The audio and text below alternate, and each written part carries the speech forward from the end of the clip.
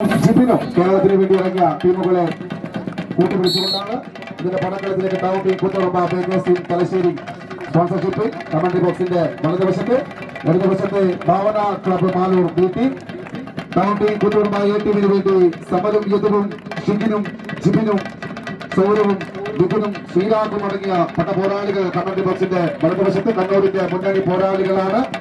കൈവരിച്ച് സ്വീകരിക്കേണ്ട കരിഗോത ഇടതുവശത്തെ ഭാവന club Maloor B team ഓറഞ്ചും നീലയും ജേഴ്സി ലിങ്ങിന്റെ പടക്കളം പിടിച്ചെടുക്കാം.